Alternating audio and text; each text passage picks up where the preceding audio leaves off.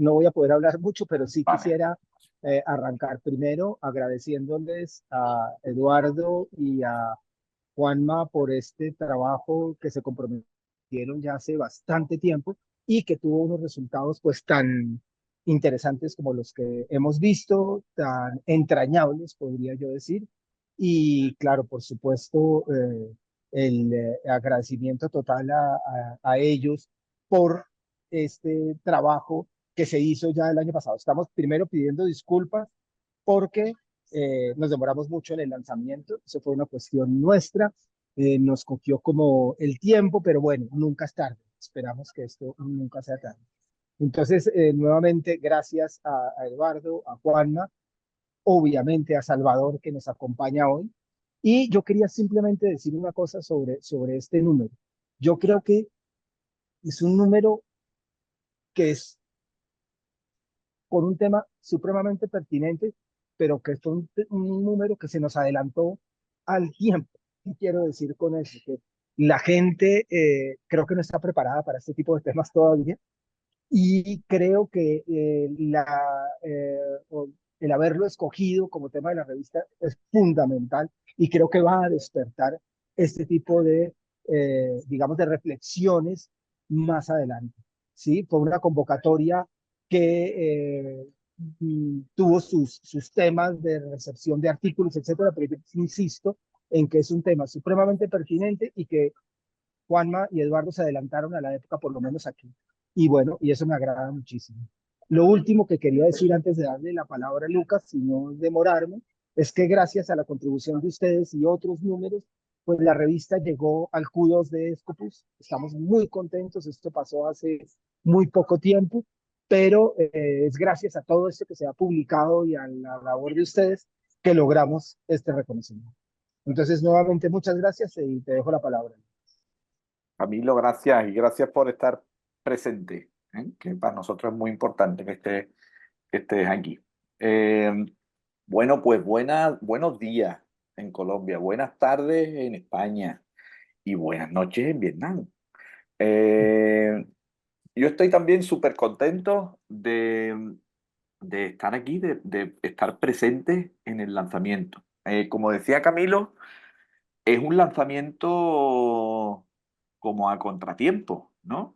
Y es que yo creo que la cuestión del radar, además de la localización espacial, tiene una cosa temporal también, ¿no? Y precisamente en el texto de Salvador, él menciona muchas veces como que él se siente aprendiendo en otro momento, ¿no? Como de que está aprendiendo cuando le toca enseñar, por decirlo mal. Salvador lo dice mucho, mucho más bonito, ¿no? Pero como que hay una cuestión de tiempo y yo siento que en el lanzamiento eso está presente también. O sea, estamos lanzando el número y ya tenemos, han salido dos números después que este. El lanzamiento está totalmente a contratiempo, ¿sí?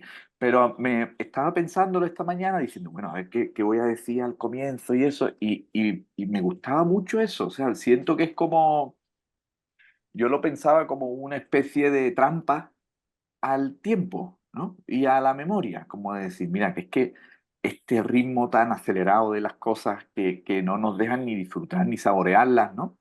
Meterle esta trampita de decir, mira, dos números más para adelante, ¡pum! Hablamos de un número que salió casi hace un año, ya, todavía no, pero casi hace un año, ¿no? Entonces, me gusta mucho esa posición de que el lanzamiento esté también como fuera de los tiempos habituales, ¿sí? Y por otro lado, me encanta la propuesta que nos hizo, pues que nos hicieron Juanma y Eduardo de que el lanzamiento pudiera tener un formato distinto, ¿no? El Salvador, habitualmente lo que pasa en los lanzamientos es que se escogen unos artículos y están presentes o la sección de proyectos o la sección de creación de la revista y al final pues se cuenta como un poquito el backstage de todo el número de la revista, ¿no? Y es muy bonita, nosotros nos encantan los lanzamientos porque nos permiten conocer como lo que está detrás de los artículos, no solo los artículos. Y en esta ocasión la propuesta es distinta, eso no va a pasar, no sé si Juanma y Eduardo en algún momento quieran contarnos algo del número, que estaría muy bien también si lo quieren hacer, pero pues a mí me gusta mucho la conversación y creo mucho en la conversación, ¿no? Y quiero apostarle mucho a la conversación, porque creo que en la conversación están presentes cosas que necesitamos mucho, ¿no? Hoy en día, como de la escucha, que nos escuchemos de verdad, ¿no? No solo pensando en lo que vamos a decir cuando el otro se calle, ¿no? Sino escuchando lo que está diciendo el otro, la atención, el prestarnos atención. Leía en un libro precioso el año pasado la expresión de prestar atención, ¿no? Que la atención se presta, ¿no? Y me parecía una cosa preciosa, ¿no? Entonces, creo que para poder llevar adelante una conversación tenemos que prestarnos atención. El silencio, ¿no? Entre tanto ruido, pues al final creo que el formato propuesto de la conversación trae consigo pues un montón de aspectos en los que creo y que considero que son muy, muy necesarios. Entonces, por eso hemos decidido apostarle y hacer ese sacrificio, ¿no? De dejar por fuera el pasar uno por uno por los temas del número y más bien que los temas del número vayan apareciéndose, si es que van surgiendo, en una conversación entre ustedes que después de leer eh, pues tanto lo que Salvador ha escrito y Eduardo y Juanma escogieron de esas memorias, como de ver el proyecto de Salvador en la sección de proyectos, pues estamos nosotros muy convencidos y muy tranquilos de que va a ser muy rica y muy grata esa conversación. Así que repito un poco lo que ha dicho Camilo y quiero daros las gracias a los tres, a Eduardo, que acabo de darle a Acaba de admitir, entrar. acabo de darle a admitir a Eduardo, entonces darle las gracias a Eduardo por todo el cariño, por todo el empuje, darle las gracias a Juanma, que, que este número fue anímicamente muy importante para nosotros, porque estuvo en el momento en el que Juanma se fue y fue una manera de que Juanma no se fuera del todo, ¿no? A través del número, de poder seguir en contacto, de tener la excusa para seguir en contacto. Y personalmente, este descubrimiento de Salvador, que yo no tenía ni idea de la existencia de esta persona y que a través de Juanma y de Eduardo me lo presentan y estoy totalmente enamorado ahora mismo. O sea que estoy muy nervioso, muy contento de poder escucharlo, de ponerle cara, de poder estar un rato aquí con ustedes. Así que ya está, me callo, que yo soy de hablar bastante y, y les doy la palabra a los tres, con mucha alegría y con mucha emoción de que estéis por aquí. Eduardo, muy buenas. Perdonad, estaba fuera del radar. Bueno, pues nada, Eduardo, ya hemos terminado. Oye, que se acaba de despedir Lucas. Y que, Lo bueno, un siento. placer. Pues nada. Bueno, estaba todo perfectamente preparado. Lucas, hasta esta acción fuera del radar también estaba preparado. Yo no sé si quiere arrancar Eduardo con la conversación. Salvador, yo os cedo la palabra y un poco arranquemos, si queréis. Bueno, pues recién aterrizado, o sea que con el impacto todavía del paracaídas, pero a lo mejor pienso que, en fin, pues que me corresponde tal vez hacer los honores, ¿no? He llegado, Lucas, para escucharte tu enamoramiento de Salvador. El mío dura, creo que 40 años, que es Lo siento, Salvador, cuando me dio clase en la carrera de arquitectura en la Escuela de Madrid, ¿no? Y desde entonces él es testigo, pues, bueno, con distintas distancias, pero nos hemos ido siguiendo, ¿no? Vamos, le he ido siguiendo, perdón. Y digo, con esa misma admiración que despierta a todo aquel que le conoce, ¿no? Yo le recuerdo en la escuela, una escuela difícil, ¿no? De los 80, pues le recuerdo pues como una presencia eh, discreta y elegante, ¿no? Yo creo que esas dos palabras le cuadran muy bien, ¿no? Desde la cátedra de construcción de quinto curso, conseguida jovencísimo, pues, y dando paso, desde esa discreción, pues dando paso a algunos que hoy son catedráticos y que podríamos pensar que lo han sido de toda la vida, pero no, fueron alumnos en su día, pues en las manos de Salvador, ¿no? Estoy hablando desde Iñaki Ábalos a Juan Herreros, pasando por Alejandro Zaera y muchos otros, ¿no? Y, y bueno, pues yo creo que en la raíz del fuera del radar, en la raíz de este número, pues yo creo que está nuestro interés, el de Juanma y mío, pues por carreras, por trayectorias y por personas, ¿no? No diré personajes, por personas como Salvador, ¿no?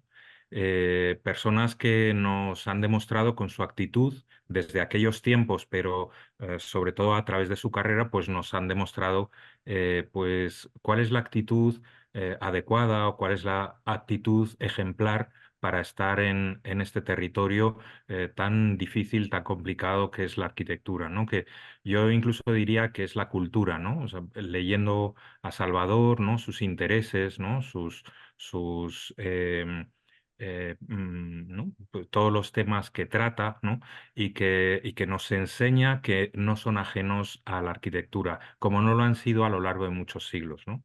Y yo creo que si este número de la revista de ARC ha servido pues eso, ¿no? Pues para redescubrirle, no para descubrirle. Salvador tiene una trayectoria larguísima, además en muchas universidades y en muchas ciudades, ¿no? En donde ha dejado obras suyas, pues ya digo, si ha servido para redescubrirle o para descubrirle a algunos más jóvenes, pues a mí me parece que ha valido la pena, ¿no?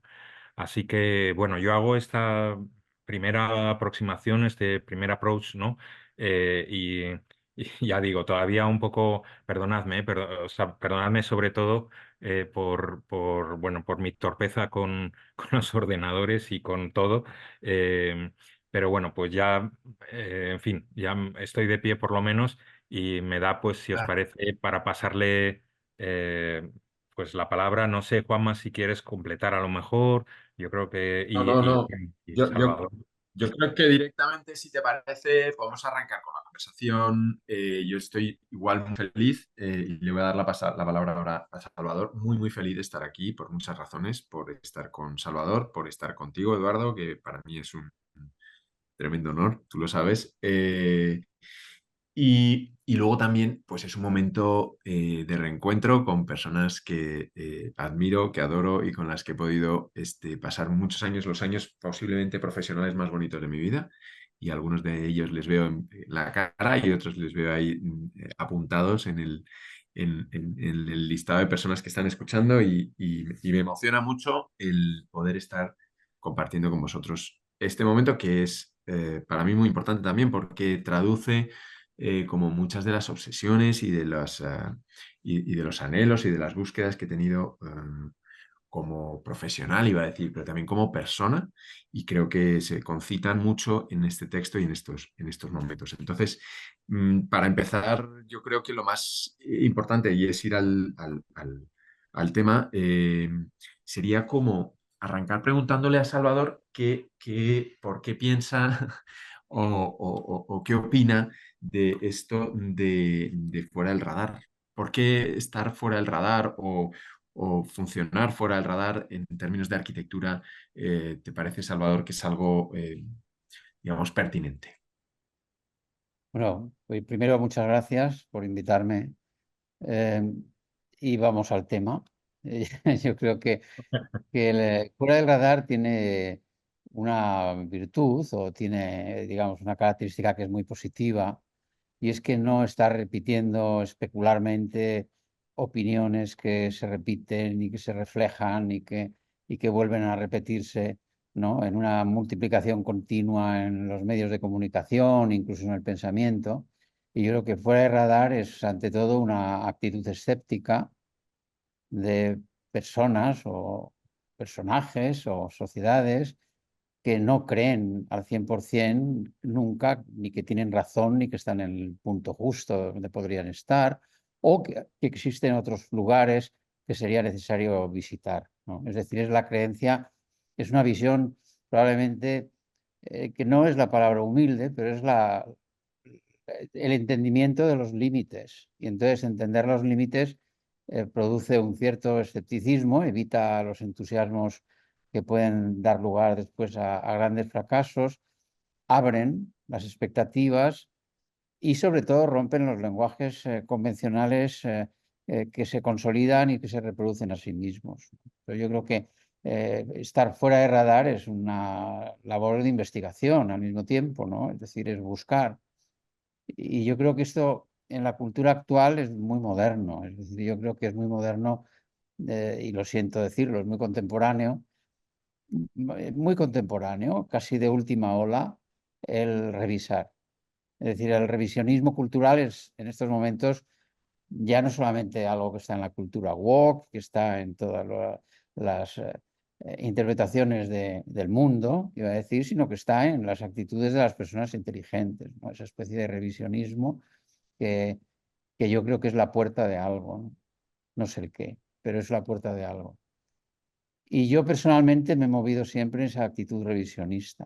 Es por lo que yo no estoy probablemente en los caminos conocidos, porque soy escéptico hacia mí mismo y en estos momentos lo que me doy cuenta que he ido adquiriendo, porque yo aquí de todos vosotros soy el viejo, perdonadme, pero lo que yo he ido adquiriendo en el tiempo es una conciencia mayor de mis limitaciones y al mismo tiempo he empezado a darle mucho valor al tiempo que he vivido, a las experiencias que he tenido, porque en todos esos puntos de referencia que he ido dejando atrás, los puedo unir ahora y puedo ver o entrever algo ligeramente, sombras en una cueva del conocimiento, ¿no? Pero empiezo a ver determinadas figuras, determinadas sombras que antes no veían. Es muy interesante. Hace poco estuve dando una charla sobre los medios de, de creación, los medios, vamos a decir, los instrumentos que tiene un arquitecto para trabajar. Y claro, daros cuenta que yo he nacido, he empezado a trabajar con el cartabón y la regla, que podían ser de madera. Nos movíamos con perpendiculares en general, con pocos ángulos. Después apareció un instrumento que a lo mejor ni conocéis, que se llamaba el tecnígrafo, que introdujo los ángulos de 45 grados que marcaron enormemente la arquitectura de Aldo Van Eyck, muchísimas arquitecturas de los años 40 y 50 están llenas de hexágonos, están llenas de figuras geométricas que son herederas del tecnígrafo directamente.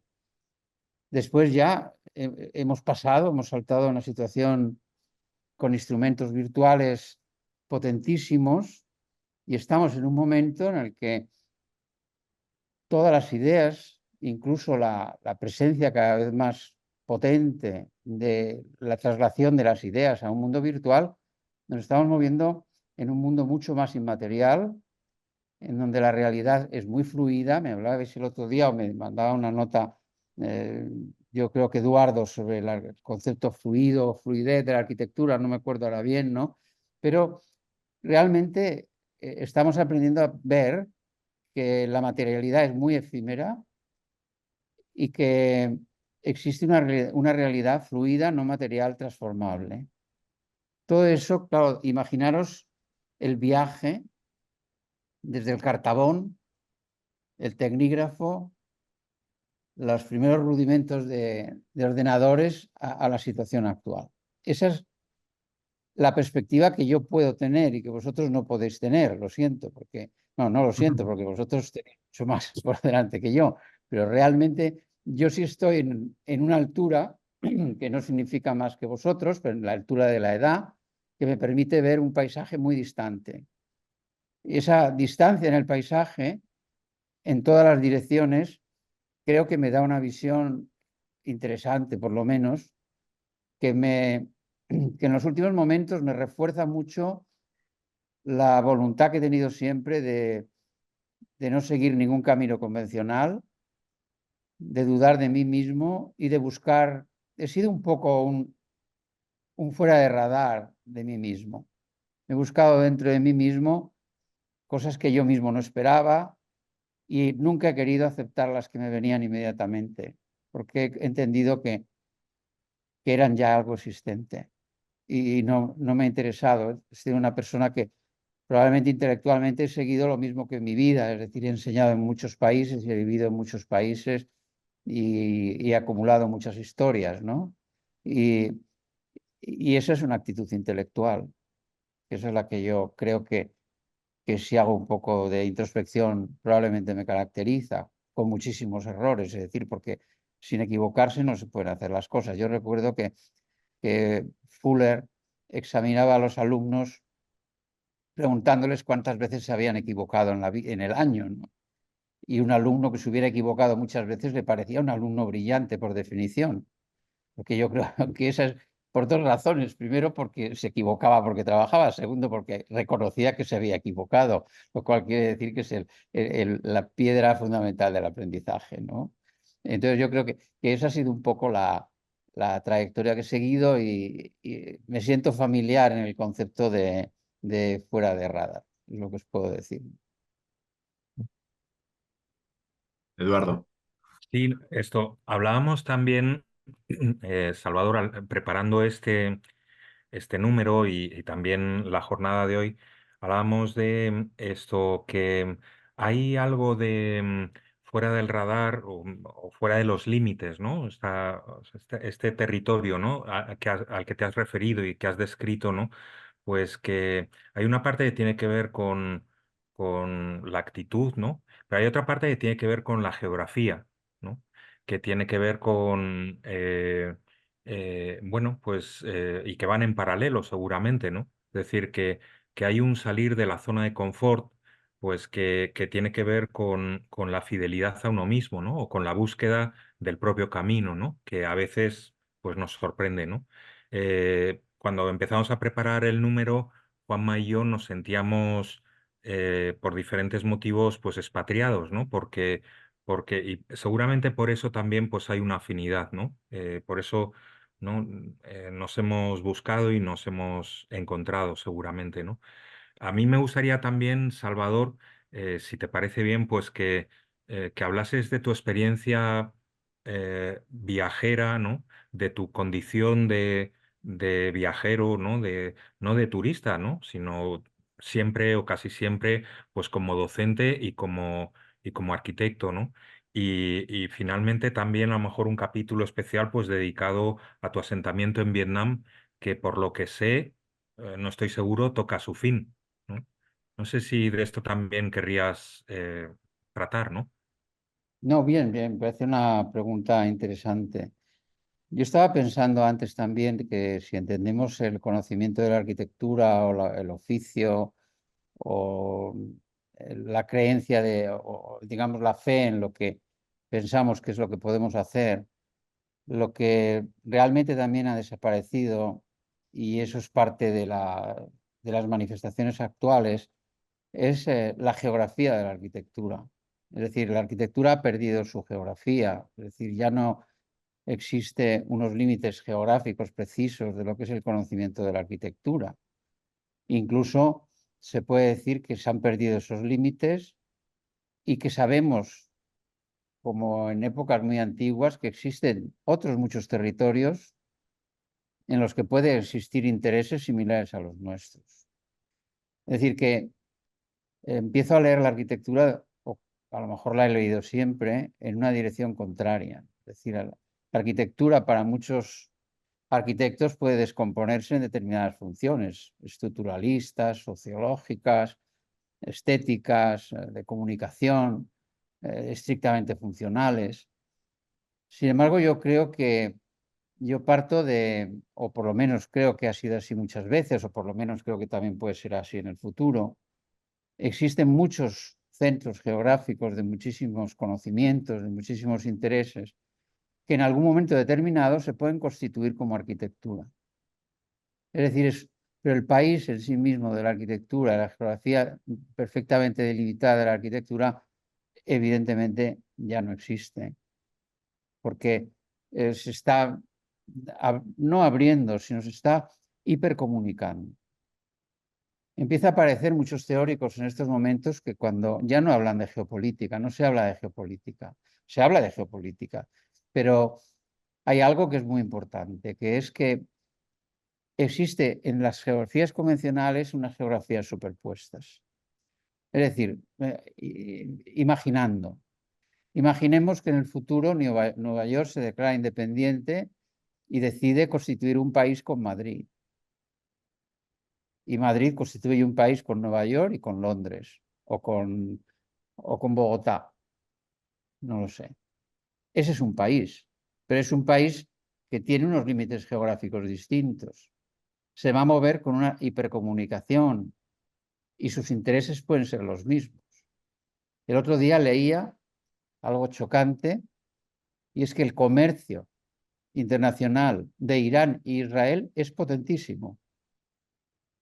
Se comunican a través de distintos países, pero tienen unas dependencias materiales y de comercio espectaculares. Es decir, tenemos una lectura de lo que nos rodea probablemente muy clásica, ligada a la visión geográfica antigua. Y probablemente esos límites ya no son así, o la lectura puede ser distinta. Y en la arquitectura nos pasa un poco lo mismo. Es decir, el arquitecto, cuando el papá le dice al niño, o el niño le dice al papá que quiere ser arquitecto, configura un territorio. Pero ese territorio no existe, ni existirá. Entonces, simplemente habrá una aproximación a una realidad mucho más compleja desde distintos puntos de enseñanza. Pero ese es solo el origen, no es el final. Y al final, no será tan importante decir qué es un arquitecto, sino de reconocer si hay arquitectura, que es distinto. Es decir, la producción de la arquitectura puede o no tener una figura que se identifica a sí mismo como arquitecto, pero eso es como la personalidad. Nos podemos identificar con vamos a decir, con super-yos que no somos nosotros. Entonces ahí estamos superponiendo toda una serie de interpretaciones. Y esas interpretaciones son difusas, son misteriosas y excitan la imaginación, porque en el fondo parece que nos estamos moviendo cada vez más y a medida que las capacidades de conexión son mayores, en un bosque infinito, en donde se nos mezcla la memoria y se nos mezclan muchas cosas, ¿no? Incluso se mezclan imágenes y prototipos de arquitectura que pensamos que son nuestros, pero en realidad no lo son. Pero no podemos distinguir nuestros sueños de las influencias exteriores. Y todo ese lenguaje complicadísimo de la realidad, en el cual pues a veces yo me siento totalmente impotente para poder interpretar, es en realidad un motor que te fuerza a la curiosidad. Al final, el motor de la vida es la curiosidad, porque encontrar es un mito de Sísifo, pero pensamos que en el siguiente encuentro tendremos la clave de la interpretación, pero no la tendremos. Y seguiremos buscando infinitamente, pero no encontraremos realmente la clave, ¿no? Deberíamos estar absolutamente fuera para poder entender siquiera un poco nuestro desplazamiento a través de una geografía de valores. Pero es que eso tampoco lo podemos hacer porque por el mismo motivo que estamos dentro, o por la vieja teoría de que cualquier experiencia modifica en laboratorio lo que se quiere, lo que se busca, ¿no? Y tampoco hay una realidad ni siquiera material. Bueno, perdonar que siga tanto, ¿no? O sea, me paro aquí y con eso contesto. Muchas gracias. Juanma, ¿quieres tú? Bueno, desarrollador, como tu propio apellido, tu conversación, Salvador, me parece que ha sido en la profundidad dada y con mucha intensidad al fondo de la cuestión. Yo creo que cuando Eduardo y yo nos preguntábamos de estar fuera del radar, ¿qué es eso? ¿No? o cuando le pusimos título a nuestra conversación, que al final es eso, no es nada más que ponerle título a una conversación, se creaba una paradoja que era muy divertida. Y es que pensamos, bueno, cuando recopilemos pensamientos que están fuera del radar, lo que pasa es que cuando los pongamos en un papel, inmediatamente van a estar en el radar, porque pues están publicados. Entonces, ¿cómo mantener la expectativa de lo que tú hablabas, Salvador, de destruir aquello que acabamos de conocer para poder volver a ser sugestivo? Y creo que nos pasaba también con la búsqueda del material incluso, ¿no? Y de las conversaciones y de los pensamientos. ¿Cómo hacer que los pensamientos vuelvan inmediatamente a ser difusos? Y eso tiene mucho que ver con el tema de los límites también que hablabas, Salvador, y creo que tiene que ver con algo que es la posición de las no certezas. Y tú lo has comentado muy bien. Y yo creo que es una actitud como mucho más vital que de arquitectura, pero también sirve para la arquitectura. Como cuando uno tiene demasiadas certezas, es susceptible inmediatamente de estar seguramente un poquito equivocado, porque las certezas, y ahora ya no hablo solo de arquitectura, y los extremos, y las derechas y las izquierdas, y los encimas y los debajos, ¿no? Hacen que te posiciones en un lugar en el que entre un extremo y el otro siempre hay un límite. Y eso es lo que nos impide muchas veces comunicarnos y nos impide pensar cosas más allá. Y creíamos que habitando el límite o hablando del límite y haciendo el límite un poco más difuso, un poco más grande, quizás acercándonos en ese punto del límite donde las cosas sí coinciden, donde las cosas son esmeriladas y no son pragmáticas y completas, pues podíamos traspasarlo o hacer el límite más grande. O más allá de traspasarlo, hacer el límite más grande y vivir un poco en ese límite. Yo eso no lo he podido materializar hasta hablar muchas veces con Eduardo de esto y poder verbalizarlo o hacerlo real en mi cabeza. Y tengo muchos ejemplos de las cosas que hice precisamente en Colombia. Hablábamos de esa etapa, para mí una etapa inigualable, en el que muchas veces colocamos la pregunta en el límite. Quiero recordar un proyecto de arquitectura que hicimos precisamente desde la universidad, que ponía como dos límites muy extremos, y es muy diciente este caso, en el que juntábamos como una conversación, a través de una conversación, los excombatientes de las FARC con los hijos de la sociedad colombiana que había sufrido durante más de 50 años los efectos de un grupo armado como ese, ¿no? Como dos cosas tan extremas son absolutamente antagónicas, ¿no? Cómo se podían trabajar a través de un límite. En aquel momento hablamos, como hoy, de una conversación posible y de una conversación con un lugar común, con algo que nos une. Y creímos que en ese límite estaba la posibilidad de hablar de cosas que nos unían y no que nos separaban. En ese caso fue de vivienda o de habitar, ¿verdad? Y se provocó esa conversación entre seres humanos, ¿no? Más que entre extremos. Y como esos otros muchos ejemplos donde buscando, digamos, esos límites como no preestablecidos, como las no certezas, como no dogmáticos, como con actitud crítica, pues pudimos llegar a cosas que tenían una afectación más allá de la arquitectura y que trabajaban con las personas, ¿no? Entonces, me pareció que como esas cosas que estaban deslavazadas en mi cabeza al hablarlas con Eduardo y al haberlas como materializado y haberlas podido poner en papel, creo que se han hecho como realidad y se han vuelto, ahora sí, a algo que para mí es un dogma, que es que no pienso tener dogmas. No sé, Eduardo, ¿qué piensas? No, yo, Pues no sé si quiere hablar Eduardo o quién quiere no, hablar, ¿no? Si quiere, prefiero escuchar. contesto yo. Sí. Sí, pues yo creo que ahora, desde este punto de vista o desde este momento, podemos saltar, porque hemos estado hablando perimetralmente de actitudes iniciales, ¿no? Y de actitudes iniciáticas o aquello que realmente caracteriza nuestro movimiento en la vida, ¿no? Y ahora lo que Juanma dice habla sobre esas no certezas, que yo creo que coincide con lo que estábamos diciendo, y con esa necesidad de que se le puede llamar seguridad o que se le puede llamar escepticismo o que se pueden llamar muchas cosas, y sobre todo nada de todo eso existe si no existe al lado una cierta vocación existencial, ¿no? Es decir, una vocación de existir y de hacer, que eso es algo que divide a las personas, ¿no? Y yo creo que todos vosotros, y además muchos los arquitectos, si tienen esa vocación existencial, que le llaman vocación de arquitectura. Bueno, yo creo que eso es un término antiguo, arquitecto por vocación. Yo recuerdo que Javier Carvajal vino a Colombia con Snozzi y con Darrocha y conmigo a dar unas charlas hace mucho tiempo.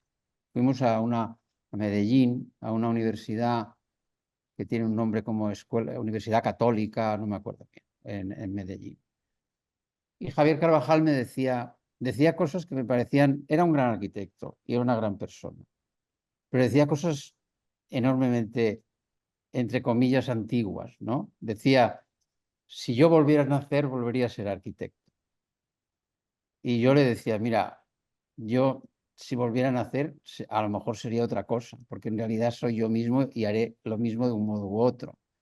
Yo tengo un hermano gemelo, eso a lo mejor Eduardo no lo sabe, que es médico en África y que vive pues en Ruanda, en situaciones muy límites. Yo he trabajado allí, entre muchos viajes he trabajado gratis reciclando material después de la guerra, soldando raíles para hacer voladizos y construyendo residencias para enfermeras, que me tocó hacer una gran residencia para enfermeras después del genocidio, ¿no? Entonces, cuando tú ves ese tipo de vida, cuando tú ves la vida que lleva mi hermano y cuando ves cómo toca lo material, realmente ahí hay una materialidad obvia, cuando ves las colas de gente por las mañanas para ser atendidas en la clínica y cómo tienen que ir seleccionando rápidamente quién se puede morir y quién no de los que llegan, porque nadie se queja y todos viven en un continuo silencio, ¿no? Silencio estremecedor, ¿no? Claro, frente a esa realidad, decir, bueno, si yo volviera a nacer sería otra vez arquitecto. No, resulta un poco chocante. O sea, yo creo que lo que nos une a todos, en el fondo, puede ser esa inquietud existencial, es decir, esa manera de preguntarnos continuamente qué es lo que nos rodea y qué es lo que nos pasa y qué es lo que nos ha pasado y qué es lo que nos puede pasar a continuación.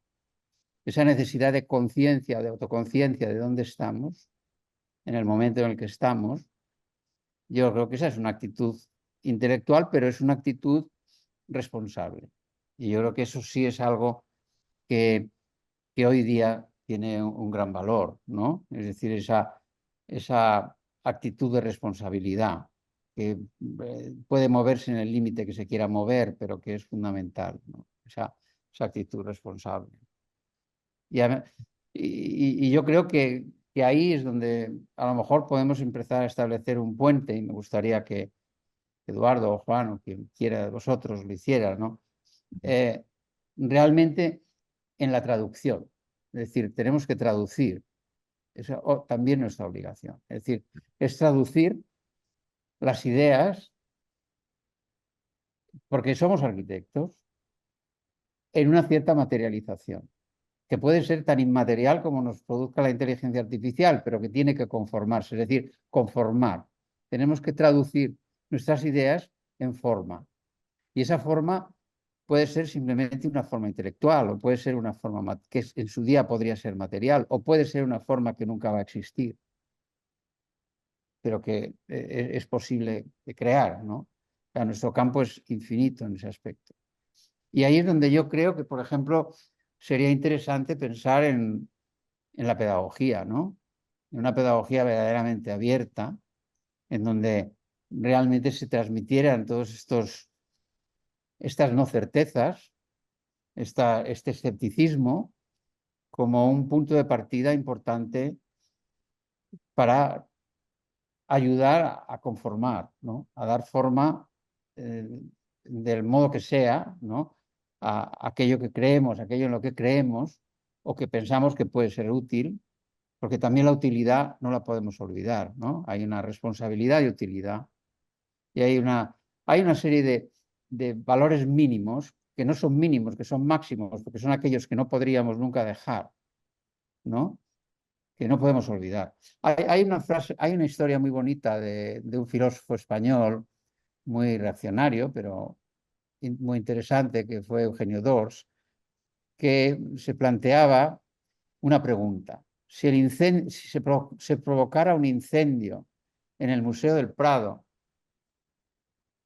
dígame 10 cuadros que usted salvaría. Es decir, yo creo que a lo mejor en la vida tenemos que tener esos 10 cuadros. O sea, tenemos que saber cuáles son esos 10 cuadros que salvaríamos, cuáles serían esos puntos, ¿no? En los que además son los que realmente podríamos enseñar y los que realmente podríamos transmitir, ¿no? Y en arquitectura es claro, en arquitectura hay muchas cosas que podemos transmitir, pero sería muy interesante que todos los profesores tuvieran una lista de las cosas que salvarían, de aquellas cosas que realmente son su propia, no justificación, sino su propio motor existencial, ¿no? Eso es lo que a mí me parece importante. Y eso se manifestará de muchos modos arquitectónicamente, ¿no? O sea, pensar cómo se ha evolucionado desde lo que nosotros entendemos por arquitectura moderna de los años 30, con una función social importante, ¿no? Una creencia. Después la arquitectura de los 50 y los 60, en donde coincide pues con la caída de los tópicos de la Rusia buena y cosas de esas, la muerte de Stalin. Después el 88, ¿no? En donde se plantean toda una serie de nuevas ideas que en el fondo se espera que el caos produzca nuevas ideas, hasta la explosión exponencial que podemos tener hoy día de todo el mundo virtual, ¿no? Cómo ha evolucionado todo eso, ¿no? Y cómo en ese bosque nos tenemos que configurar o tenemos que viajar a través del bosque con nuestras 10 ideas. O las 11, no lo sé si Eduardo tiene 12 o yo o tiene... En cualquier caso, tenemos que mantener esa maleta con nuestras ideas, ¿no? Como aquella imagen de Toyo Ito, de la chica que se trasladaba con una mochila y extendía sus pequeños ídolos, ¿no? Yo aquí en Vietnam tengo un altar y tengo muchos pequeños ídolos que tienen una función interesante mentalmente, ¿no? Esa es una cosa curiosa, ¿no? Pero yo creo que es muy importante que lo que pensemos se pueda materializar en un sistema de comunicación y de enseñanza, ¿no? O sea, que eso es quizás una obligación. Si tenemos todavía, yo los tengo por lo menos, yo creo que vosotros también, unos criterios éticos detrás de todo esto, porque al final el mundo no es un juego, ni muchísimo menos. Desde luego. That's all. Eduardo. Sí, bueno, me gustaría hilar vuestras dos intervenciones, ¿no? Juanma decía, claro, las conversaciones que hemos tenido que en realidad no eran sino una prolongación, ¿no? De muchas cosas habladas en muchas situaciones durante años, ¿no?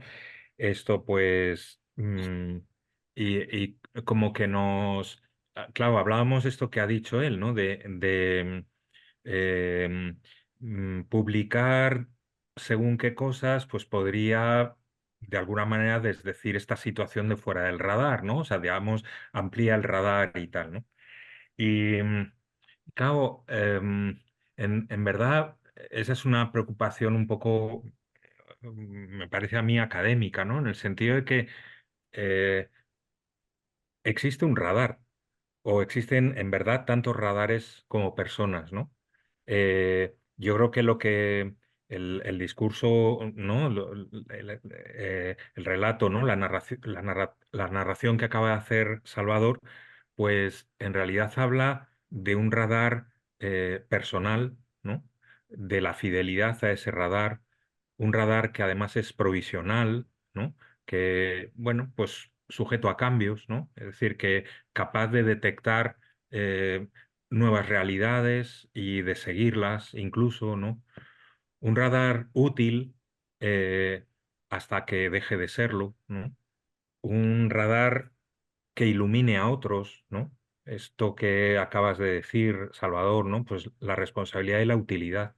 Es decir, que si todo este discurso al final pues se queda pues como en en una cuestión filosófica, ¿no? Que nos hace disfrutar intelectualmente, pero no se traduce en hechos, ¿no? No se hace realidad, ¿no? No afecta a otros, ¿no? Yo creo que de alguna manera estamos siendo desleales con el radar, ¿no?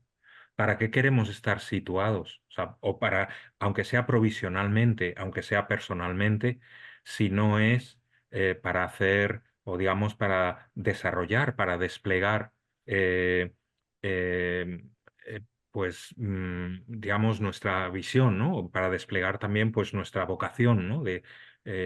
Pues, al menos en esta vida de arquitectos, ¿no? Sí, pero Tengo... Eduardo, perdona que te Sí, interrumpa. no, por favor, Eh, dale. yo me muevo o me he movido siempre en la vida con mis principios y mi inquietud y no he tenido nunca una geografía fija. Es decir, eso es muy importante. Es Mm, decir, puedes ser un espíritu móvil que mantiene dentro de ti mismo una serie de interpretaciones puedes llamarle principios, pero muchas veces son simplemente respuestas que garantizan tu estabilidad. Al final, ¿por qué escogemos en la vida? Cuando se habla del libre albedrío es más complicado de lo que parece, ¿no? Porque es hay muchos condicionantes, incluido el miedo, que es un factor psicológico muy importante a la hora de decidir, ¿no? Y entonces tengo una visión de la vida muy móvil, muy, muy cambiante, en donde me desplazo con aquello con ese equipaje con el que mínimo con el que me puedo mover, ¿no? Y creo que si simplificamos mucho la idea del radar, el radar realmente es una búsqueda intelectual, es una búsqueda que es lo mínimo que puede hacer una persona sensata intelectualmente. Es decir, mm, buscar, no pensar que lo que existe y lo que está encima es todo, ¿no? O sea, hay muchas cosas que no se ven, o hay muchas cosas que por su naturaleza están escondidas, o algunas que hoy no se ven porque en realidad no se saben ver. Y mm, no se saben ver porque el momento cultural o científico o yo qué sé, o atmosférico existente lo impiden, ¿no? Es como cuando hacemos esas pruebas de daltonismo y nos aparecen unos colores en función de los filtros que tengamos, ¿no? Es decir, la realidad es algo así, o sea, esos filtros cambian la percepción y cosas que están no las vemos, ¿no? mm, Entonces yo creo que este fuera de radar es es una actitud sensata, intelectual, buscando, ¿no? O sea, es mm. gente que busca. A mí cuando tú me dijiste, pues bueno, en el fondo yo dije, bueno, estáis buscando bichos raros de estos que estamos escondidos por el mundo, ¿no? Como quien descubre cuando se descubrió el celacanto, ¿no? El famoso pez que se descubrió en Sudáfrica, ¿no? Se encontró un ojo en un mercado y dijeron, oiga, pues esto es un ojo de un animal fósil y lo encontraron, ¿no? Yo no sé qué rastro fósil Eduardo encontró y llegó hasta, hasta este celacanto, ¿no? Que se creía extinguido, ¿no? Pero que no estaba tan extinguido, ¿no? Pero yo creo que yo os felicito porque yo creo que la revista en ese aspecto abre un camino que es el de la insatisfacción, el de la búsqueda, y eso, aparte de que produce felicidad, es una actitud intelectual encomiable y necesaria, ¿no? Y volviendo a a la arquitectura, sigo teniendo esa visión más móvil de la que tú describías, ¿no? O sea, yo no tengo límites geográficos, no tengo una referencia geográfica estable. Ujú. Pues Salvador, a mí es que tengo que hilar estas dos porque han sido buenísimas. Mira, yo hace poco también hablaba con una persona de esa mochila que te llevarías en una mochila que tuvieras preparada. En Colombia hay mucha gente que tiene preparada una mochila en la puerta de la casa por si hay un terremoto, ¿no? ¿Qué te llevarías ¿no? en una mochila en caso de terremoto? Es decir, no vas a salir nada más que con la mochila, ¿no? ¿Qué sería lo esencial que te llevarías, ¿no? Tiene que ver con esos principios que hablabas tú, Salvador. Si la mochila es muy pequeña y tienes que resumir mucho, ¿no? El ejercicio de esencializar es poderosísimo y trasladaría seguramente pues algunos elementos como éticos, como muy precisos, ¿no? Llevados a esta analogía desde el pensamiento.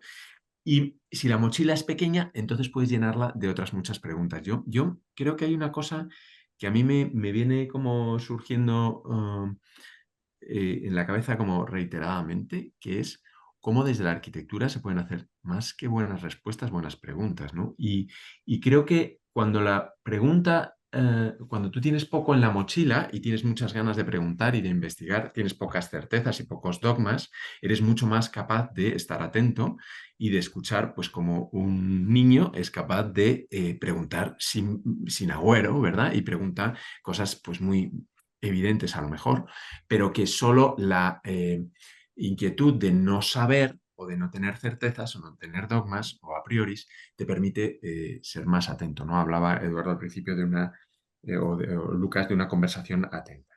Entonces, esto es muy importante, ¿por qué?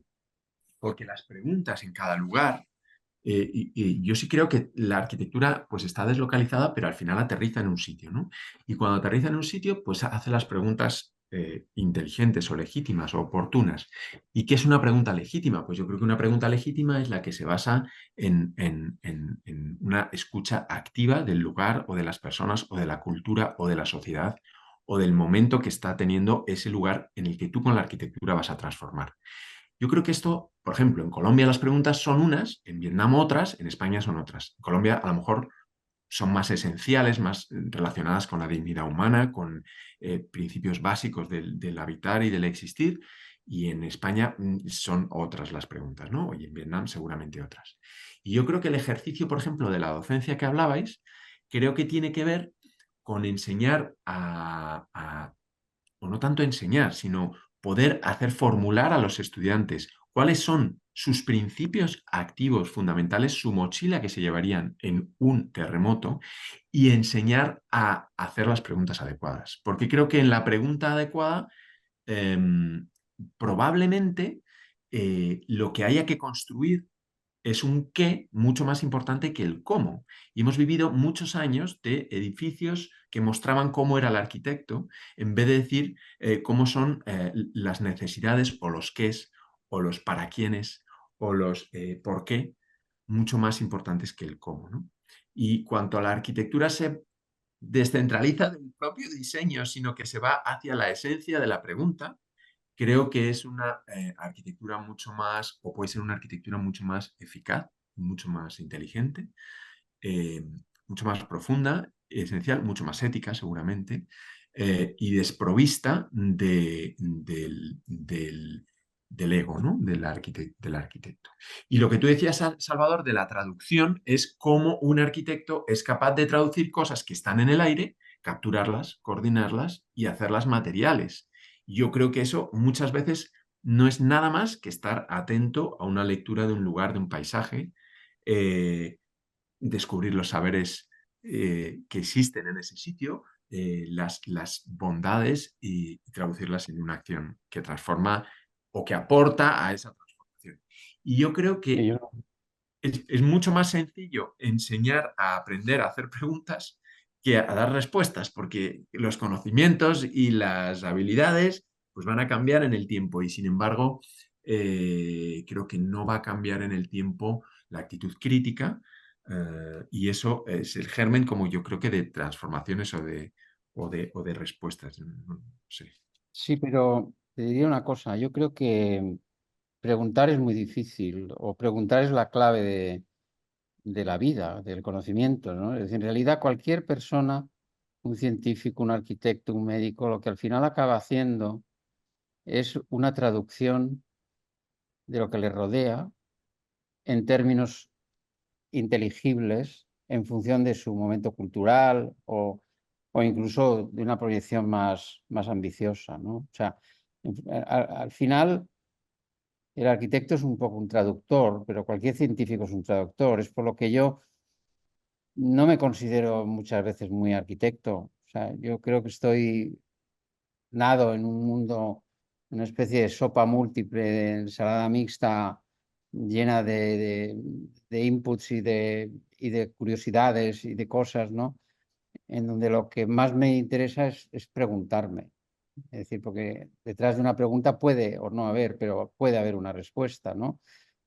Yo recuerdo, hay una definición que creo que la hacía, bueno, no me acuerdo, un psicólogo, me parece que es Jung, que hablaba de que la carga poética estaba relacionada con la lejanía en el contacto de la idea, de dos ideas. Por ejemplo, yo recuerdo que Javier Seguí, que no sé si os acordáis de Javier Seguí, que era un profesor de la Escuela de Arquitectura, pidió una vez pintar el olor de la cebolla. Entonces esto no es una pregunta dadaísta. O sea, yo creo que es una cosa muy interesante, que es buscar desesperadamente una relación de dos cosas que están muy lejos. Y esa lejanía es lo que produce una descarga eléctrica, que es una descarga poética, en el fondo. Siempre el poeta es una persona inesperada en su capacidad de asociación. Deberíamos enseñar a relacionar cosas distantes. Eso también es algo que me preocupa, ¿no? Porque ese oficio de relacionar cosas distantes, yo creo que llena de energía a la persona que consigue esa unión y produce un trabajo no solamente poético, pero sino nuevo y sorprendente, porque al final es lo que decíamos al principio, ¿no? Yo creo que el Fuera de Radar pretende no reproducir lo ya reproducido, no seguir en una especie de discurso narcisista, especular con el espejo, ¿no? Con el autorreconocimiento continuo de somos, estamos, nosotros. O sea, todo eso está muerto. Vivimos en un mundo lleno de millones de posibles interpretaciones y el arquitecto tiene que estar ahí como un punto de partida, pero como insisto, mucha gente que nace de otro punto estará muy lejos, estará en el olor de la cebolla, puede acabar siendo pintado, puede realmente en un momento determinado convertirse o producir algo que es arquitectura, ¿no? Otro aspecto muy importante, y no quiero hablar demasiado, pero otro aspecto muy importante actual del arquitecto es la inmaterialidad de la definición del espacio. Esto parece una broma, parece una cosa elemental, pero no lo es. Es decir, la transformabilidad y la multiplicidad de las soluciones tecnológicas posibles hoy desmaterializan absolutamente la visión de la arquitectura, aquella clásica, ¿no? De la arquitectura para toda la vida, de las paredes duras del shelter, de la protección, etcétera, etcétera, ¿no? Y plantean muchísimas nuevas preguntas, ¿no?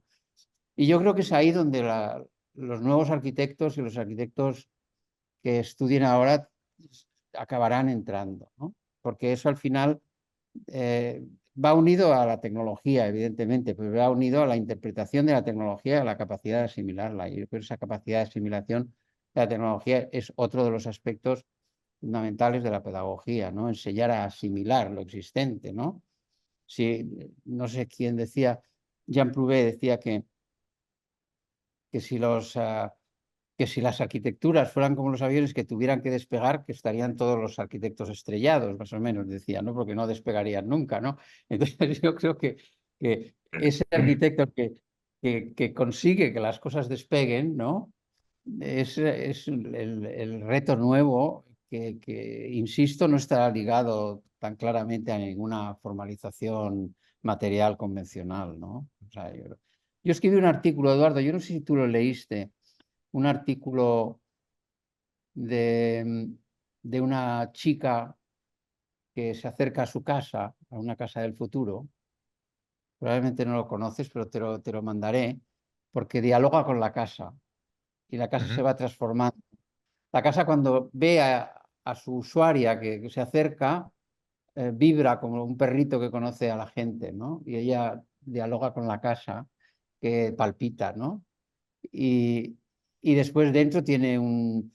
Esto lo escribí hace muchísimos años. Escribí, por ejemplo, la impresora 3D de cocina, que puede producir con los ingredientes biológicos platos del siglo XVIII o platos del siglo XVI. Es decir, no es simplemente un depósito de capas, igual que todo, ¿no? Entonces, todo eso está dentro de una casa que se transforma. Y después la chica se sienta al final en un sillón que tiene una cierta temperatura y yo daba a entender que el sillón la masturbaba.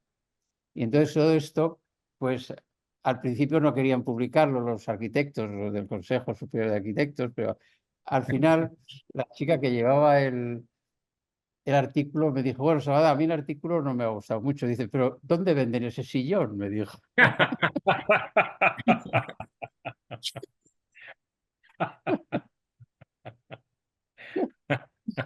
Este artículo hablaba de la inmaterialidad. Y entonces, ese es un tema, la producción de olores.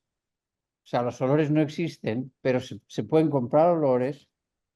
La pareja de una casa virtual que describía, para hacer el amor, compran ciertos olores con un cierto inicio de putrefacción, porque es orgánico, es la vida, ¿no? Y viven en un mundo tan aséptico que no tienen olores. Entonces pueden comprar determinados olores que recuerdan determinadas visiones de la infancia, ¿no? Es decir, toda esa serie de inputs que aparecen en la interpretación de la realidad, ¿no? Todo eso será y tiene que ser progresivamente un campo en donde el arquitecto tiene que unir, tiene que juntar, tiene que construir, ¿no? Toda esa serie de conceptos. Y el lugar tiene un papel relativo en todo esto. Nos movemos con nuestro universo, ¿no? Bueno, yo creo que, Eduardo, cuenta, ¿nos quieres contar algo? No, no, no.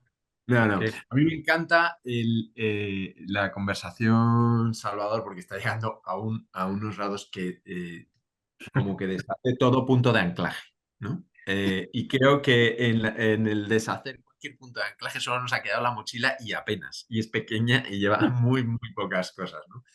Entonces lo que nos queda por transmitir es algo que yo sí que me parece que es importante transmitir.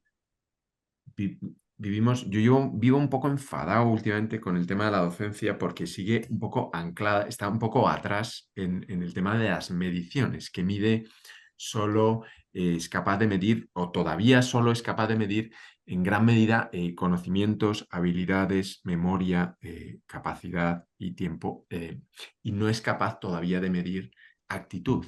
Y yo creo que eh, creo que sería inteligente que fuéramos capaces de traducir todo esto en que nuestra acción con nuestros estudiantes o, académica y también en nuestra vida y en los que tenemos alrededor, miramos a las personas por la actitud de preguntarse cosas, por la actitud por tener inquietud, por la actitud por querer desaprender, por la actitud por querer ser cada vez más como niños, que quieren aprender y que están abiertos y ansiosos, ¿verdad? Y creo que eso es algo que tenemos como que meternos dentro de nosotros, como para nosotros mismos y como para medir a los demás, ¿no? O para poder incentivar en los demás que tengan la actitud crítica y desaprendida, por decirlo de alguna manera, intentando que estar fuera del radar sea un estado deseable, no un fracaso. No estar en los medios, ni estar en las redes, ni estar en la moda, ni estar en la disciplina y sancionado por la experiencia, la disciplina y las revistas. Es un estado deseable, no es un estado fracasado, sino que es un estado anímico que te permite volver a repreguntarte cosas y volver a escuchar activamente y volver a hacer todas estas cosas que decíamos y volver a unir cosas que a priori no tienen ningún sentido, como estaba diciendo Salvador, ¿verdad? Y poder unir cosas pues es la acción más inteligente para no aportar nada más que unir cosas que ya existen. Creo que me parece que es súper inteligente y que Salvador lo decía, ¿no? Ojalá no nos sintamos incómodos, no produciendo certezas, sino que nos sintamos cómodos como trasladando a otros la necesidad de ser críticos y estar activos y tener actitud de pregunta, ya sea en Vietnam, en Colombia, en España o en tu casa. Porque creo que es que además nos ocupamos de cosas que no podemos ocuparnos y nos preocupamos de cosas que no podemos ocuparnos cuando tenemos la zona de incidencia cercana al alcance de la mano. Y todos tenemos una forma de incidir en lo que tenemos muy, muy cerca sin necesidad de localizarnos, como decía Salvador, ¿no? No tiene un tema de localización, ni es que para ser, no sé qué tengo que estar en Uganda, ¿no? Porque si no, no voy a impactar activamente, ¿no? Pues puedes estar aquí en Leganitos, en la calle Leganitos, y hacerlo igual de bien si tienes la actitud y tienes como la intención. Y yo creo que todas estas personas, estos pensamientos, estas personas que hemos podido meter en este papel, que ya están en el radar, pero que hasta un momento antes no lo estaban, pues tienen esa actitud y no necesitaban estar en este papel, pero bueno, pero están y tienen la actitud de incidir allí donde están con los materiales de la zona, con las preguntas de la zona, con las preguntas que se hacen los lugareños de esas zonas, ¿no? Y es sorprendente cómo se emocionan, pues eso, algunos de los proyectos se emocionan y están no deslocalizados. O sea, quiero decir, es que no va a haber un radar ni de la NASA que encuentre, no sé, la escuela de no sé dónde, en Uganda o en lo más alto de la Guajira, ¿no? Eh, Salvo que quieras ir, es que es muy difícil llegar hasta allí. Y en cambio ha hecho una incidencia en un lugar muy preciso, muy inteligente y muy bonita, ¿no? Entonces, pues yo creo que si conseguimos imbuirnos de eso y quitarnos la presión del querer estar bien, pues estaremos fuera de radar, que es un estado también muy poderoso de la vida, ¿no? Es como... Sí. Muy bien. Oye, no sé cómo vamos de tiempo, Lucas, no, Camilo, no sé. Tiempo vamos muy bien. Eh, estamos, el que está más apretado de tiempo es Salvador, que es muy tarde ahí y que yo no quiero sobrepasarme.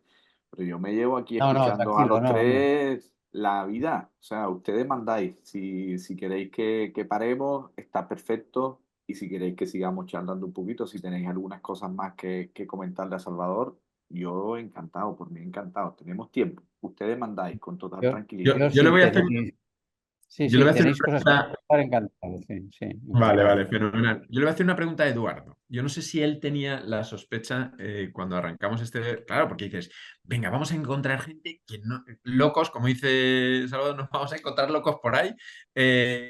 Tal. Claro, la apuesta era arriesgada, porque claro, o sea, a ver si me voy a encontrar nada, ¿no? Tenemos que buscar por los 5 continentes gente que no conozcamos, porque claro, la cosa es, oye, ¿conoces a alguien que yo no conozca, que tú tampoco conozcas y que no esté en el radar, o no sé qué? O sea, era una especie de disparate, ¿no? Claro, no podemos ir como los espías ahí a buscar no sé qué. Yo no sé si Eduardo te quedas contento y tranquilo con lo que hemos encontrado y si es una metodología así no sea acertada y lo que hemos podido poner sobre ese papel. No sé si al final del día te quedas como a gusto. Pues, hombre, Juanma, yo estoy más que a gusto. O sea, no sabía lo que íbamos a encontrar. Era un viaje, ¿no? O sea, que no lo sabía. De hecho, ya el hecho de que el esquema de la revista no es el de las revistas científicas al uso, ¿no? No es pues una colección de artículos científicos que cumplen con las especificaciones de Harvard o de no sé dónde y tal. Sino que el propio esquema de la revista pues es muy abierto, ¿no? Nos ha dado mucha libertad, ¿no? Para hablar de cosas que nos interesan, al menos a ti y a mí. Y bueno, pues por lo que veo aquí y creo, y también por lo que he recibido, pues a mucha más gente, ¿no?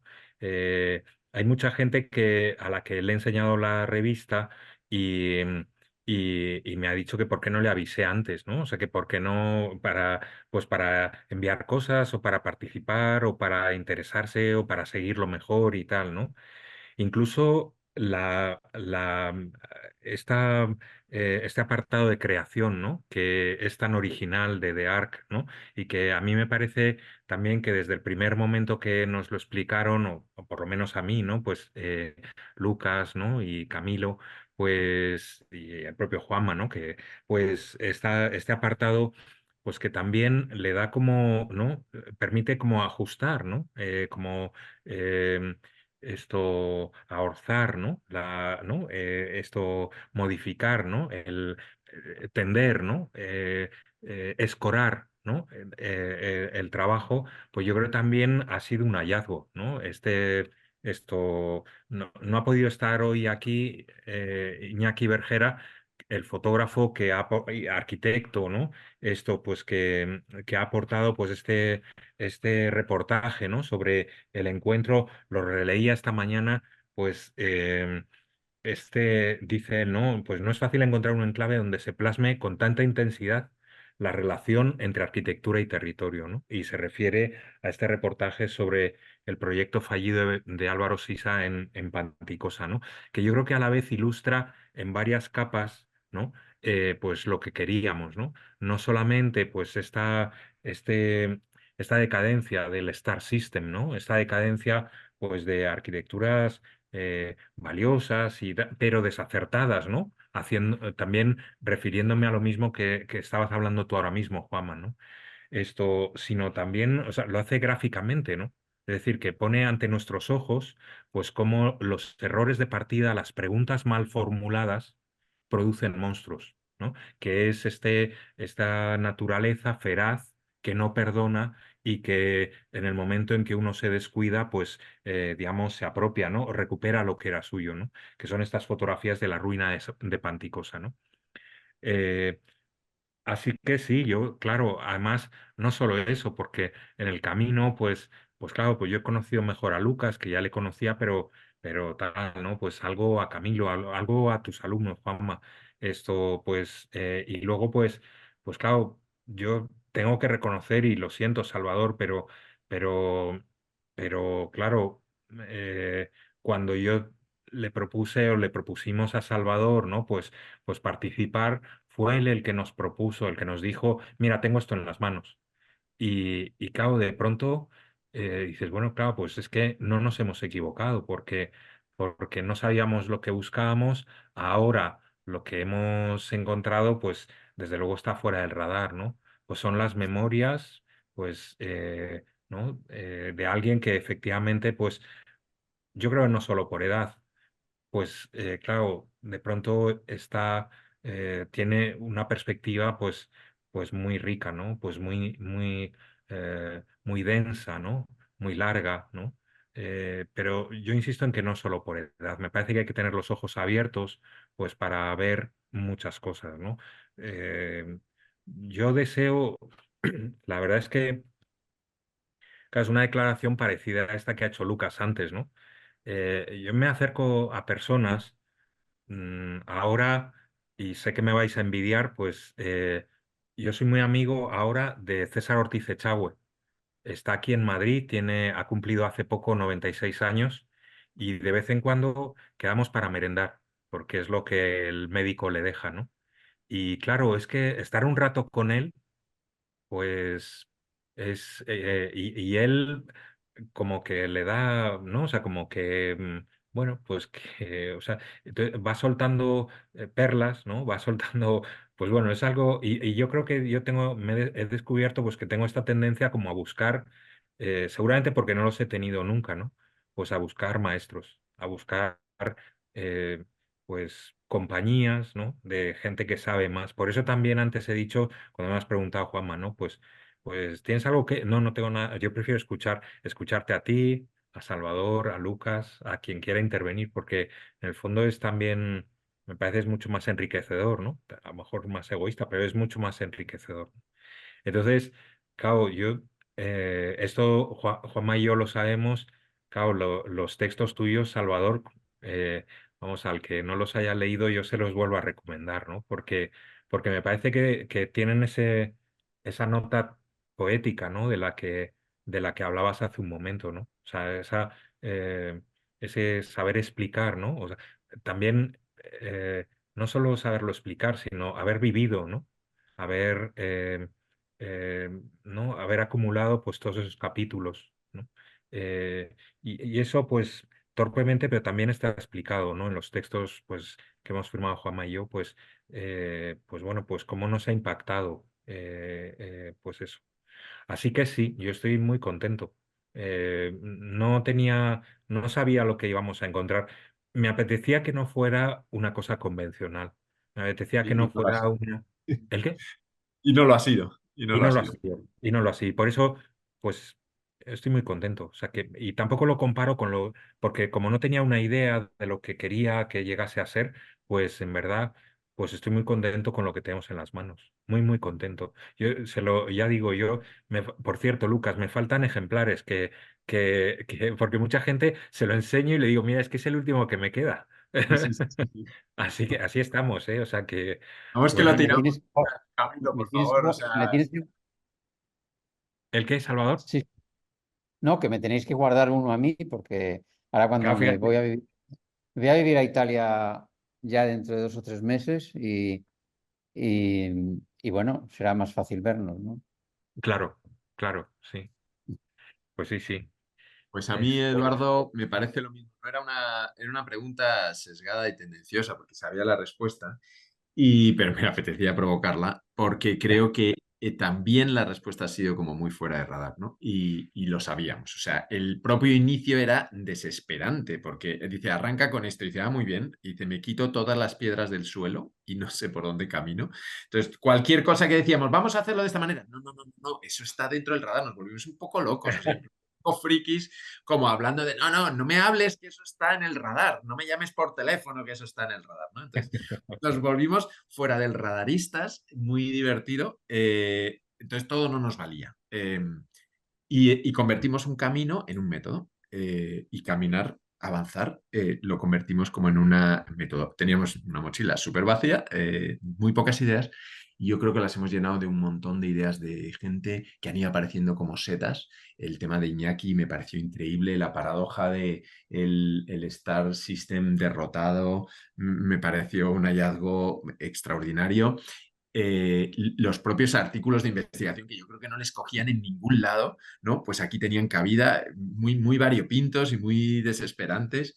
Eh, Tus amigas de Vitoria, el tema de este Juan, el ex uniandino que hace una cosa ahí en La Guajira en donde Cristo perdió el mechero y entonces funciona. Y todos esos hallazgos unidos a los escritos de Salvador, que yo tengo que reconocer, Salvador, que a mí me han vuelto loco, porque tienen una característica y es que has publicado una cosa que es muy íntima, como una reflexión muy profunda y muy tuya, y eso es muy impropio de una revista de investigación Q2 Scopus, decía Camilo, ¿no? O sea, ¿what? ¿Qué estamos diciendo? Entonces, claramente es una ruptura de lo establecido que al que no se lo ha leído, pues de acuerdo con Eduardo, que se lo lea, pero sobre todo ha permitido, o a mí me ha permitido hacer dos cosas. Uno, prolongar mi colombianidad un tiempo, como decía Lucas, y no irme de un estado que a mí me ha producido una satisfacción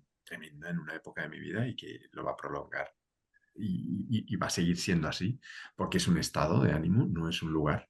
Eh, Me ha permitido prolongar unas amistades, conocer otras y luego me ha permitido escribir algunas cosas que son pocas palabras, pero que tienen que ver con algo que yo creía que me pasaba, o sea, como una rareza que yo creía que me pasaba y que de repente pues resulta que hay más raros como tú y eso te genera como una satisfacción, como, ok, vale, pues está bien, ¿no? Y eso me ha animado mucho en mi vida en general, ¿no?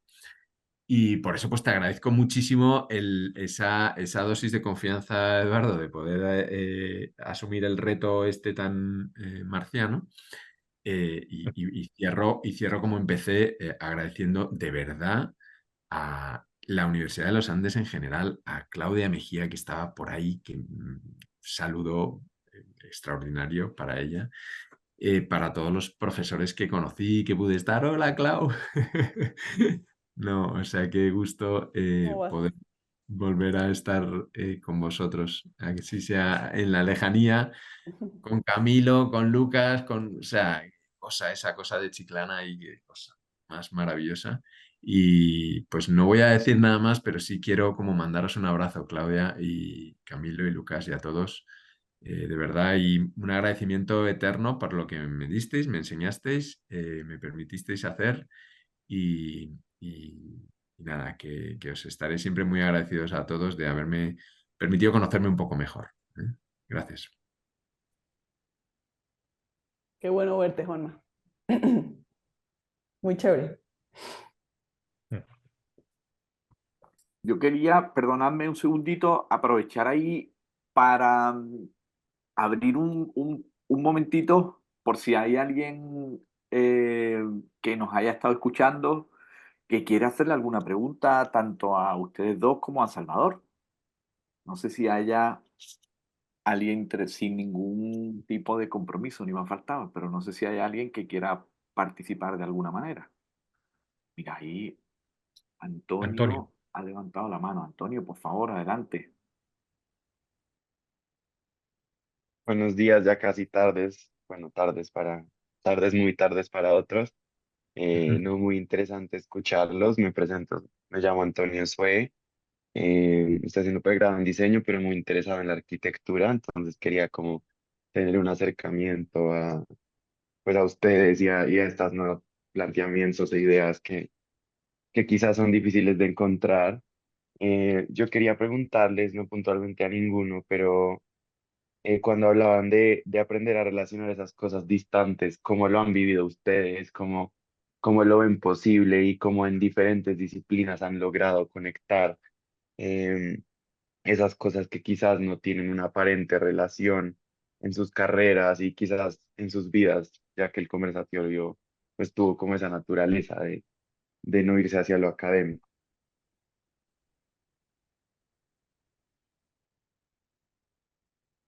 Salvador, Sí. ¿qué?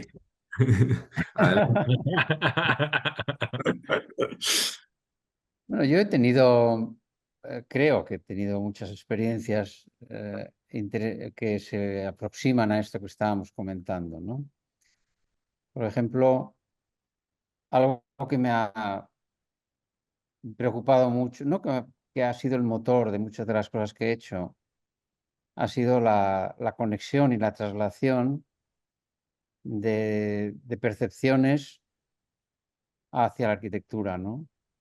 Es decir, una experiencia de percepción, una impresión, un flash, intentar trasladarlo a una formalización de arquitectura, ¿no? Por ejemplo, la pesadez, ¿no? Los materiales pesados o los materiales ligeros. Pero yo recuerdo haber diseñado una rampa en un hospital para parapléjicos, una rampa muy, muy plana, muy tendida, claro, con muy poco esfuerzo, que eran unos lazos de hormigón, como lazos. No os la puedo proyectar ahora, ¿no? Que no la tengo aquí. Bueno, la podría tener, pero tiene tiempo ahora. Pero esos lazos de hormigón no se tocaban. Es decir, no se tocaban. Parecía como cuando cogemos un lazo y lo tiramos sobre una mesa y sentimos que esas tiras de un tejido o de un papel se depositan muy suavemente unas sobre otras y se tocan, pero se ve que no son lo mismo, que han mantenido ciertas juntas por la curvatura de cada tramo y se amontonan de un modo especial. Es decir, si cogemos un lazo hecho con tela muy ligera y lo tiramos sobre la mesa, ese montón de tejido es muy sutil, es muy especial, es muy etéreo, lo puede volar el viento, lo puede mover, ¿no? Esa impresión de ligereza y de no fundirse las piezas, lo intenté transmitir a esa rampa, en donde eran dos rampas muy grandes, en donde las piezas no se tocaban y se mezclaban como en una especie de caída natural sobre una superficie plana. Es decir, sí ha sido muchas veces esa capacidad de asociar, ¿no? La que me ha motivado en muchas ideas de arquitectura, que se leen de un modo distinto a ninguna referencia formal, ¿no? Ahí sí que estoy fuera de radar en muchas de esas cosas, ¿no? Por ejemplo, he hecho la frontera con China, pues he diseñado unas grandes sombrillas, ¿no? Unas sombrillas con la clásica, una estructura muy potente como en V debajo y tal, pero he perforado con distintas capas la capa de la sombrilla, intentando reproducir la fragmentación de la luz que se produce en las hojas de los bosques. Cuando uno se tiende en un bosque hacia arriba y ve cómo las hojas fragmentan la luz, se producen millones de reflexiones, semitransparencias, etcétera, ¿no? Esa sensación de mirar hacia arriba y sentir esa fragmentación de la luz ha sido lo que me motivó para hacer esa superficie e investigar unos materiales que pudieran provocar el mismo efecto, ¿no? Es decir, que sí hay una capacidad de transformación o de asociación. Casi todos mis proyectos tienen una explicación de ese estilo. Casi todos, diría que el 80% de los maduros, de los proyectos maduros. Al principio es siempre una búsqueda un poco desesperada, ¿no? Pero yo creo que ahora el camino con el que me muevo más seguro es con esa traslación poética de determinados aspectos de la realidad, ¿no? Que por supuesto lo asocio con las necesidades del proyecto, pero que nunca son incompatibles, ¿no? Es decir, hay cosas que siempre se pueden casar y producen un efecto de sorpresa, porque al final es la naturaleza la que se mueve con la luz a través de la reflexión de las cosas, ¿no? Eso es como lo que existe, ¿no? La ligereza y pesadez es algo que ha marcado muchas de las cosas que yo he hecho desde el principio, ¿no? Dar a entender determinadas ironías estructurales, por ejemplo. En un museo que hice en Cuenca, trabajé con una estructura muy complicada, que son unos capiteles que se apoyan sobre una bola. Los capiteles son como una flor abierta. ¿Qué es lo que quiere decir? Que si levanto el techo, el capitel se cae. Lo que tuve que hacer fue un andamiaje para soportar esa especie de flores que se apoyaban en una simple bola metálica maciza que podían girar, y solo colocando el techo podía fijar los capiteles. Es decir, que había invertido el sistema de lectura, ¿no? El techo soporta la estructura, no la estructura soporta el techo.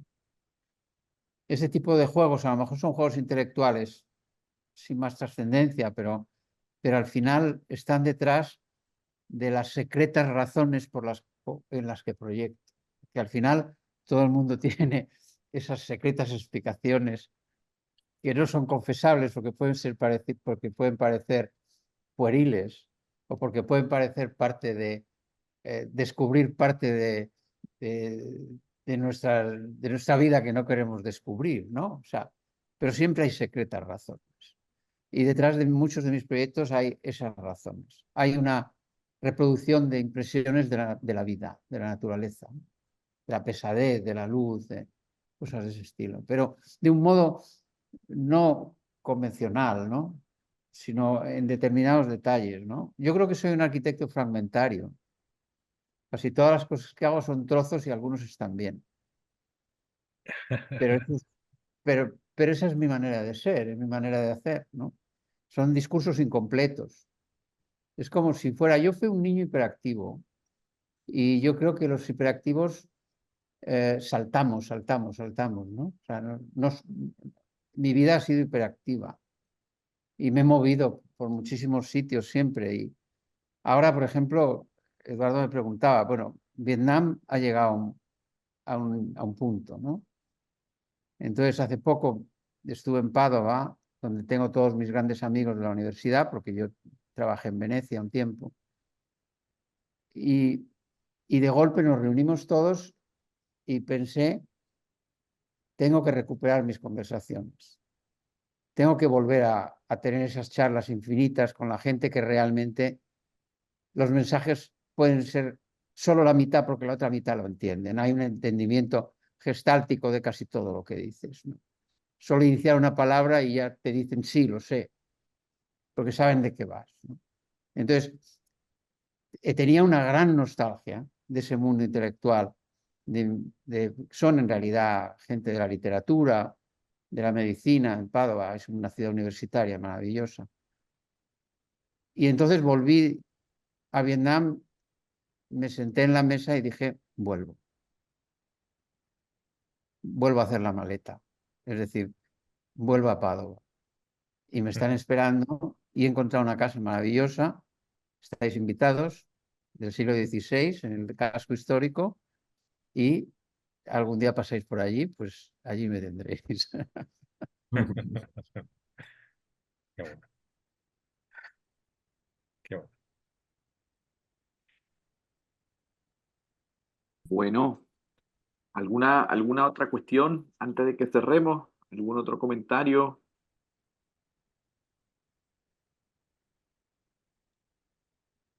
Si no, yo creo que ahí estamos muy bien y que rematamos muy bien con esa nota de actualidad en la vida de Salvador. Ya sabemos, ya lo tenemos fichado. Eh, a mí me apasiona y me parece increíble. O sea, creo que ya cuando vuelva a leer los textos, Salvador, los voy a leer de otra manera, muy parecida, pero los voy a leer de otra manera, como con el tono con el que te expresas, ¿no? Que se siente en lo que escribes, pero que ya está. A mí me provoca una fascinación porque creo que se diluyen como los límites entre la realidad y la ficción en lo que nos cuenta. O sea, siento que todo es verdad, siento que todo es mentira, siento que es fascinante lo que nos cuentas, ¿no? Y desde que te leía hasta ahora que te escucho, aparece la representación y la interpretación y la traducción, que son como sustantivos que tienen ahí atrás unas acciones en las que creo muchísimo y es fascinante. Es que yo estoy de acuerdo con Eduardo en que no es solo cuestión, en que esa posición en alto en la que estás no es cuestión solo de la edad, y ahí con lo que nos ha contado, lo que nos acabas de contar de la hiperactividad yo creo que está más viva que nunca ahora mismo, ¿no? O por lo menos así la transmite y así la siente uno.